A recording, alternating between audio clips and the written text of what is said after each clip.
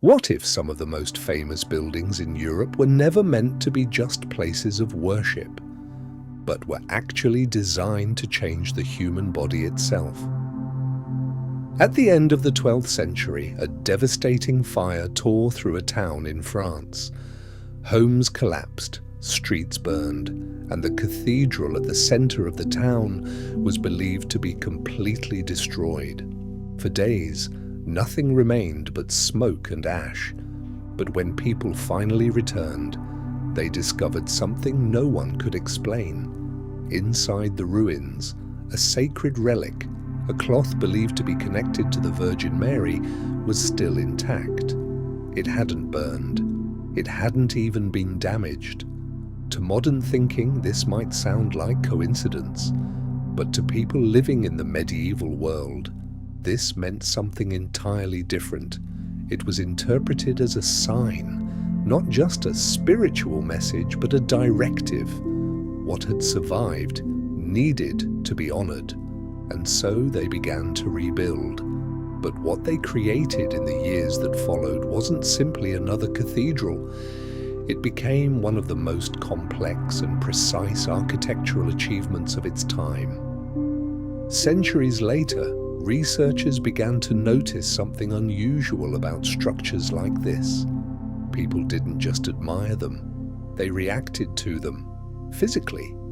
Visitors often reported a sense of calm, a slowing of breath, even a kind of internal stillness.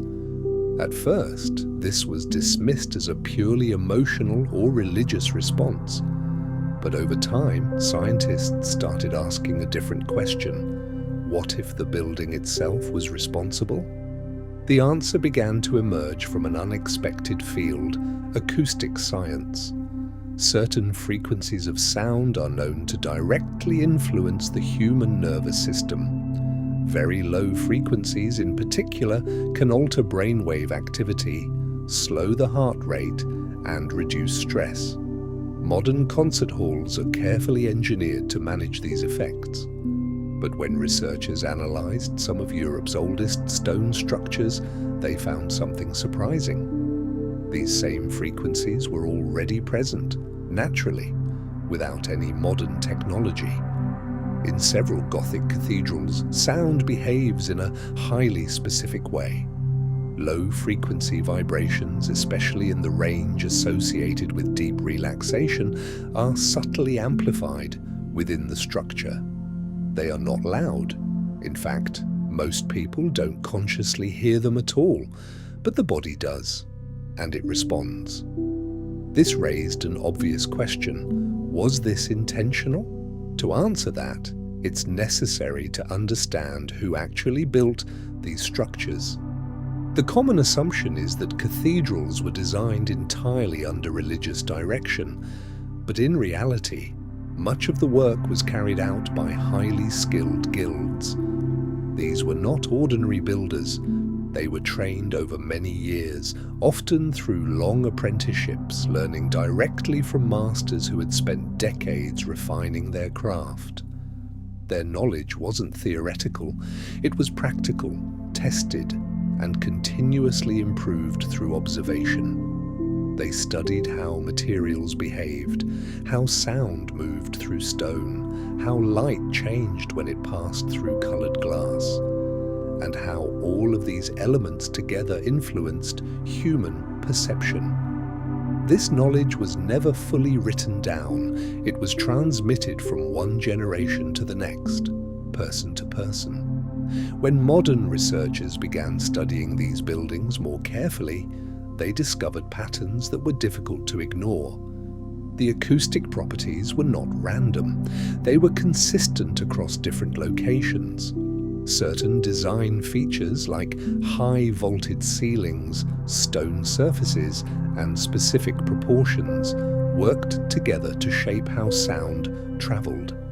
Even structural elements that are usually explained purely in terms of stability may have had additional functions. For example, external supports allowed for thinner walls and larger windows. But they also influenced how sound waves reflected back into the interior. The result was a controlled acoustic environment, one that subtly reinforced specific frequencies. At the same time, other factors were also at play. The stained glass windows filtered incoming light, changing its composition. Modern analysis shows that different wavelengths of light can affect biological processes in the human body, including mood and hormonal balance. Then there were the substances used during ceremonies. Incense, for instance, has been shown in recent studies to produce measurable calming effects when inhaled.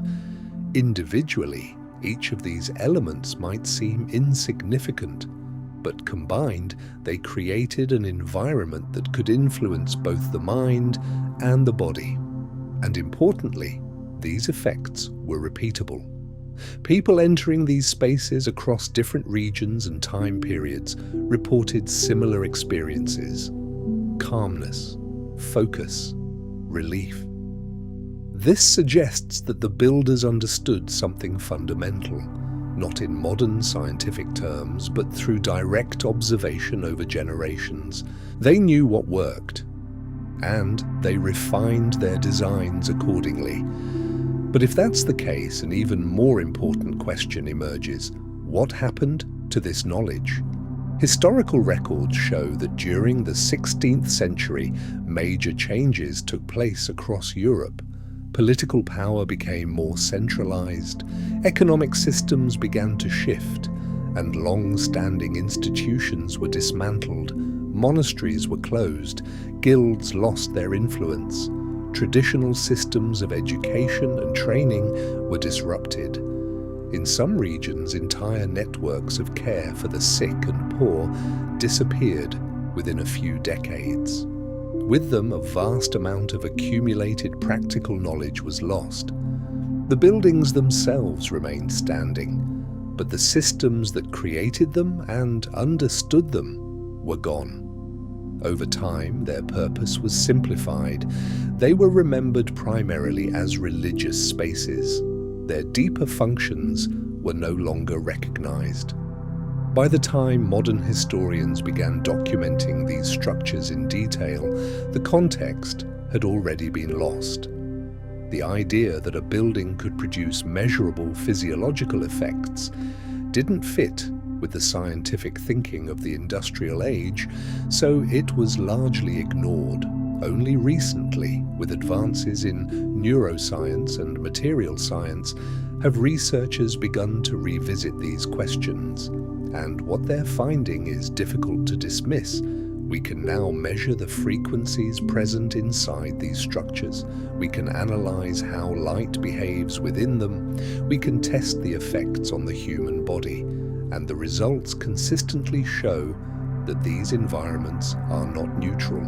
They have an impact, a measurable one. Yet despite all this, one thing remains true. We cannot recreate them in the same way. It's not a limitation of tools. Modern technology is far more advanced. The limitation is knowledge, specifically the type of knowledge that was once passed down through generations of skilled craftsmen. A system based not on written instructions, but on direct experience, on observation, on refinement over time. When that system disappeared, something important disappeared with it. Today, we can study what remains. We can measure it, analyze it, even attempt to replicate parts of it. But the complete understanding, the integration of all these elements into a single, unified design, is something we no longer fully possess.